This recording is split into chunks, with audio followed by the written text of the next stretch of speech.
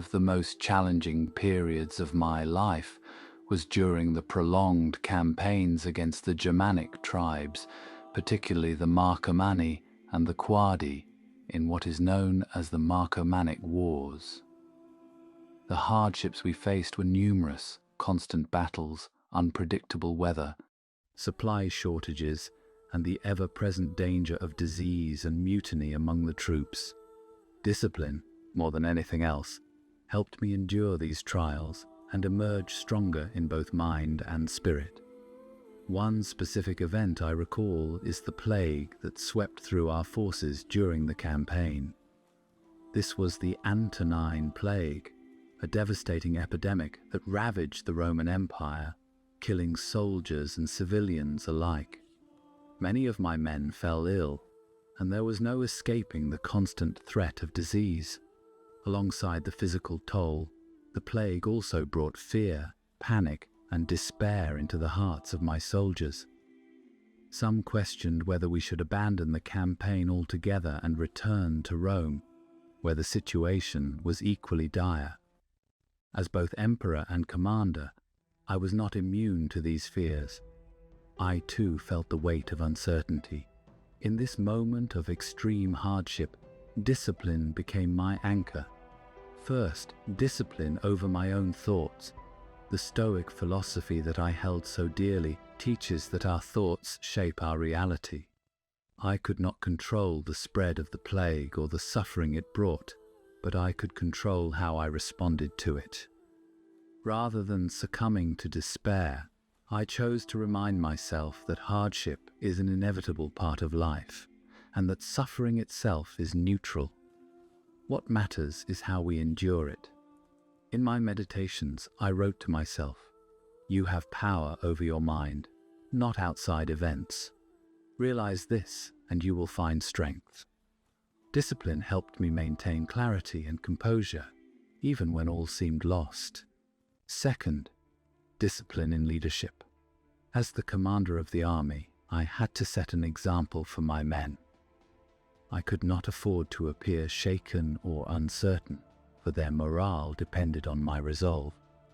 Despite the overwhelming difficulties, I continued to maintain strict routines, attending to my duties, making decisions with care, and showing up every day with the same focus.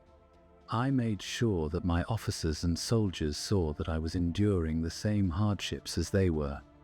By adhering to a disciplined way of life, even in such a chaotic time, I inspired confidence and resilience in my men. I could not let emotions dictate our actions. We had to proceed with measured resolve. Third, discipline in strategy and decision-making.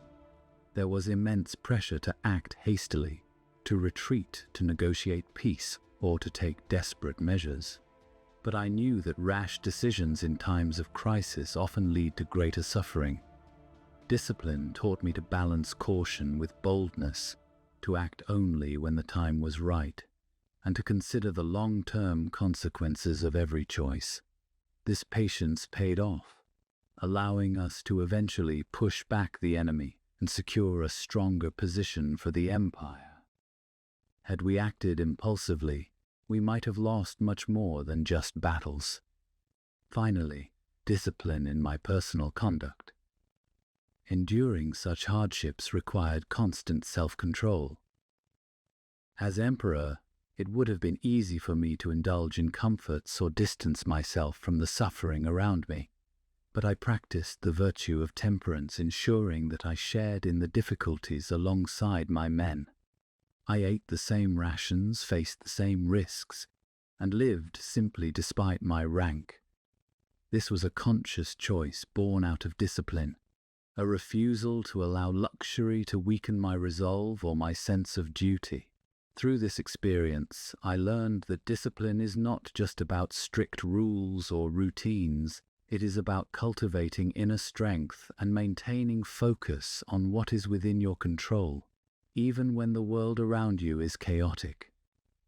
Discipline kept me grounded in the face of hardship, and it allowed me to continue leading with purpose despite overwhelming obstacles. The plague eventually subsided and we secured peace, but it was not through luck or chance. It was through discipline in thought, action, and leadership that I was able to guide my people through that dark time. So, I ask you, in the face of your own hardships, can you find the strength within yourself to act with discipline, focusing on what you can control and enduring what you cannot? It is in this that true resilience lies. Hearing your story really shocked me to my core. It truly puts things in perspective when so many of us today, in the modern world, complain about first world problems that seem meaningless relative to the struggles you and others have had to overcome. Reflecting on your hardship, are there daily techniques or practices you use to keep yourself grounded and disciplined that the people watching this could also use? I'm deeply grateful that my story resonated with you. The struggles I faced were indeed immense, but hardship at any age is defined by the challenges we must personally endure. Though times have changed, the human condition remains much the same. We still wrestle with fear, discomfort, uncertainty, and the need to find meaning in our lives. Throughout my life, I developed daily practices to help me remain grounded, focused, and disciplined. These practices are not bound to the past, and can certainly be applied in the modern world to help people manage their struggles, however big or small. Let me share with you a few of these practices, which I believe can be of great help. 1. Morning reflection. Setting intentions for the day each morning, I began the day by reminding myself of the nature of the world and the people I would encounter. As I wrote in my meditations, begin the morning by saying to yourself, I shall meet with the busybody, the ungrateful, arrogant, deceitful, envious, unsocial. All these things happen to them by reason of their ignorance of what is good and evil. This practice can be applied today by taking a few quiet moments each morning to reflect on what lies ahead. Prepare yourself mentally for challenges you may face, whether it's dealing with difficult people, unexpected frustrations, or temptations that might distract you from your purpose. By setting your mind in advance, you won't be caught off guard by life's daily irritations. You'll meet them with calm, knowing they are part of the human experience. 2. Evening self-examination, a daily inventory. In the evening, I practice self-examination, reviewing the events of the day, my actions, and my thoughts. I would ask myself, have I lived in accordance with my values? Have I acted justly? Have I allowed fear or anger to cloud my judgment? For those today, this practice could take the form of journaling or simply reflecting before bed. Ask yourself, what did I do well today? Where did I fall short of my own expectations or principles? How can I improve tomorrow? This kind of reflection helps cultivate self-awareness and promotes growth. It keeps you aligned with your goals, values, and purpose. Over time, it builds discipline because it encourages accountability to oneself. 3. Focusing on what you can control. One of the core Stoic principles that grounded me was to focus only on what is within my control. So much in life, whether in ancient times or today, is beyond our influence. Other people's actions, external events, fortune, or even death. But what you can control is your own mind, your thoughts, reactions, and the actions you take. I constantly reminded myself, you have power over your mind, not outside events. Realize this, and you will find strength. For modern individuals, practicing this means letting go of worry about outcomes you cannot control. When you encounter a frustrating situation, pause and ask, is this within my control? If not, how can I best respond to it calmly? By consistently focusing on your own reactions and mindset, you'll find that external frustrations lose much of their power over you. 4. Practicing gratitude. Even in times of great hardship, I found it vital to remain grateful for what I had. In my meditations, I frequently thanked the gods for the teachers, family, and lessons I received, for the opportunities to live and act in accordance with virtue. Gratitude kept me grounded and reminded me of the many gifts I had been given, even amid difficulty. In today's world, it can be easy to overlook the things we should be grateful for, especially when focusing on what we lack. Taking a few moments each day to reflect on what you are thankful for, whether it's your health, family, opportunities, or even small comforts can shift your mindset from one of complaint to one of contentment and abundance. This gratitude practice naturally leads to greater resilience. 5. Embracing discomfort and hardship as opportunities. Discipline also comes from the willingness to embrace hardship as an opportunity for growth.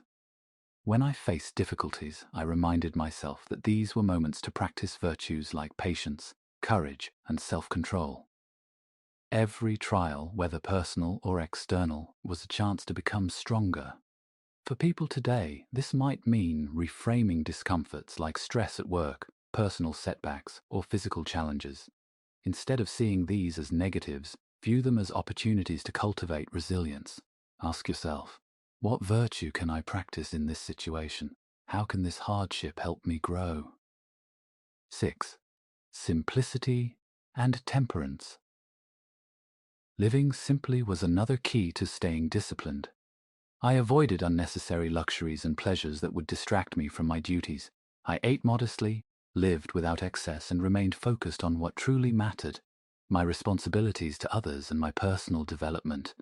In modern life, practicing temperance can be as simple as limiting indulgence in things like food, entertainment, or material possessions. These pleasures are not inherently bad, but they can easily become distractions. Practicing moderation in these areas will free you to focus on your purpose and the things that truly matter. 7. Mindful action, one task at a time. Another practice that helped me stay disciplined was focusing on one task at a time with full presence. When performing a duty, whether leading an army or contemplating a decision, I reminded myself to do it fully, without rushing or being distracted by other thoughts. Today, it's easy to fall into the trap of multitasking or rushing from one thing to another. Instead, try to slow down and give your full attention to whatever you're doing, whether it's work, a conversation, or a personal project. Doing one thing well fosters discipline and a sense of purpose. These practices, morning reflection, evening self-examination, focusing on what's within your control, gratitude, embracing hardship, simplicity, and mindful action, can help you stay grounded and disciplined in today's complex world. They will guide you toward a life of purpose, resilience, and inner strength, no matter the external circumstances. Check out the full interview with Marcus Aurelius right here, and I'll see you there. This decision taught me that true courage often means embracing discomfort and acting in the face of fear. The comfort of retreat would have been short-lived, but the courage to stay and fight for the greater good strengthened my resolve and the empire